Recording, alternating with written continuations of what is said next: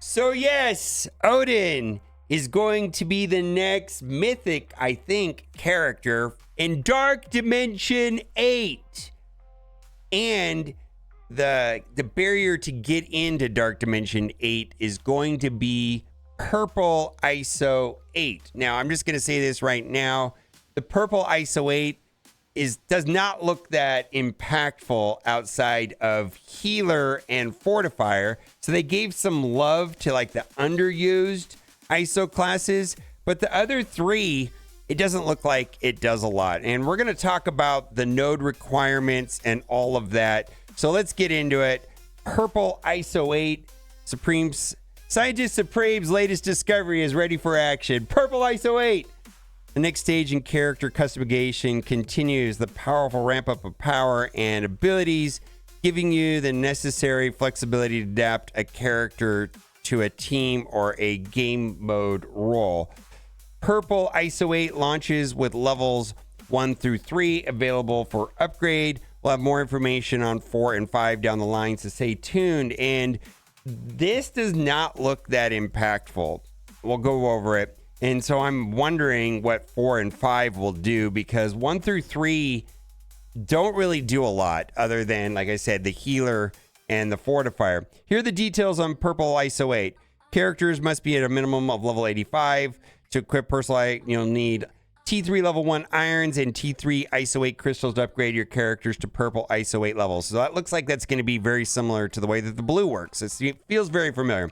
Here's a high-level overview of the bonuses granted from levels 1 through 3. Striker, damage, 5% damage on level 1. Level 2 is 15% max health. Level 3 is deal 5% max health, which can be a lot of damage, because it's based off of the health, right? Fortifier, and I like this. Level 1, 5% barrier on spawn. Level 2, 15% max health. Level 3, on turn, gain 3% barrier. Gain 10% health, and then on turn, clear 2 vulnerable on self. Now, the one thing I'll mention about barrier is barrier does cap out at 30% of the character's max health. So this does help. Getting that extra health, does push the upper limit of barrier up towards that 30%. There's some exceptions to that, but in general, on most characters, that's the default setting. Healer, this one looks pretty good. 5% active healing. Level 2 is 15% max health. When this character uses their ultimate ability, clear 1 vulnerable on self and all allies, gain 10% max health, and then gain 5% active healing. So this looks interesting to me right here. When this character uses their ultimate ability, clear 1 vulnerable on self and all allies. So this is the kind of mechanic that I was kind of expecting on Purple ISO. But it's the healer one is like the one that I think is adding like new mechanics and new functionality, where like if we look at Striker, I mean, this is just more stats. And I don't even know if this is like a meaningful amount of stats to be like afraid of the character like you are with Gear Tier 19 or 3 Diamond for that matter. All right. Raider, level 1, 5% crit damage. Level 2, 15% max health. And then level 3 is a 10% chance to bonus attack and 30% piercing on bonus attack. And that is tied to the Raider Blue ISO 5 mechanic. So that makes that better as well. All right. Purple ISO-8 sources. At launch, you'll find Purple ISO-8 resources exclusively in event milestones and an event store. All right, so Dark Dimension 8.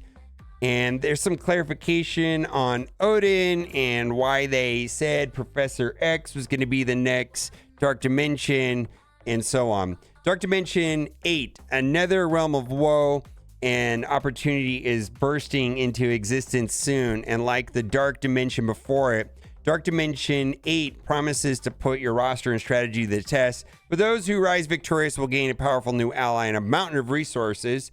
Who is this powerful new ally? Why, none other than the All-Father himself, Odin. The might of Asgard awaits your squad, so begin planning your approach. We did mention earlier this year that in our Age of X blog that Professor X be the next big reward for the next Dark Dimension, the next big reward, okay, for Dark Dimension. However, our team made a small pivot to accommodate some exciting content coming up. But don't worry, Professor X is still on the way. We'll have more updates in a future blog, so be on the lookout. So I think a lot of people, including myself, thought Odin was going to be the next legendary. Well, Dark Dimension rewards are mythic. And so I'm guessing, it doesn't say it here, but I'm guessing that Odin is mythic because they made reference to Illuminati and Annihilators being the requirement for the next legendary. So that doesn't appear to be Odin because we've got the requirements for Dark Dimension 8, the trait requirements. So I'm just going to make the assumption that Odin is not legendary and he is mythic. And this is a big surprise for me. I did not know of any of this until earlier this week. And so this is kind of a different way of doing it for sure. Now, we'll have some more info on the rewards in a future blog, but today we're revealing the trait requirements. City villain, non-legendary. City hero, non-legendary. Global hero, non-legendary. Global villain, non-legendary, which Ares is a global villain. And then cosmic, and then in capital letters, legendary.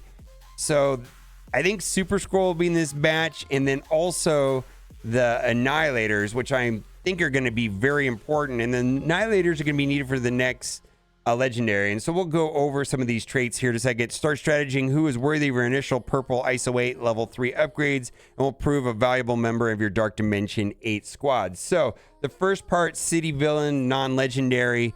It's going to be a lot of Sinister Six, and I think I could be comfortable right now with doing Sinister Six characters. We've got Vulture, Lizard, Mysterio, Kraven, and Spider Slayer are some of the choices that I'm sure a lot of people do, and I've already took Vulture up to 19. The next part is City, non-legendary hero. We've got Robbie and Noir. I very much like Spider Society, and I think Ghost Spider would be fun to do. And then we've got Ms. Marvel, Hardlight, and Gwenom. Then we've got global non-legendary hero. I think that Nightcrawler, Black Knight, Gambit, a lot of people did for Dark Dimension 7 Extreme. But we've also got some other choices here like Quicksilver and Spider-Weaver. So I'm sure there'll be a lot of different ways of going it. Now, this right here is global non-legendary villain, and the post here doesn't say non-mythic, but there's some mythic characters that are global non-legendary villain. That would be Doctor Doom, Apocalypse.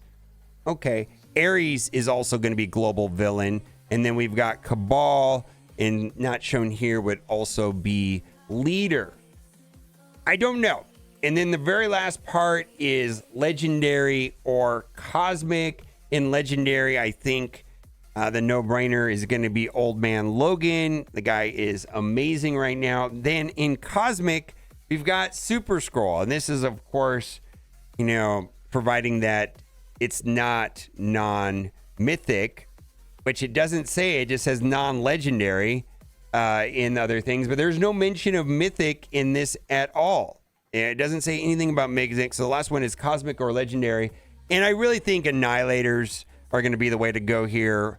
They're cosmic. And I'm talking about the 3 new ones, In-Game Thanos, Gore, and Gladiator. Not only are they getting the massive stat increase, which follows the Ares launch, but their kits look very good. And I think that's going to be the way that I'm going to want to go. It's going to be like Super Scroll, the 3 new Annihilators, and maybe Old Man Logan. Let me know what you think. I'm excited about Skirmisher and Fortifier ISOs. The other 3 are kind of meh, but all right. Bye for now.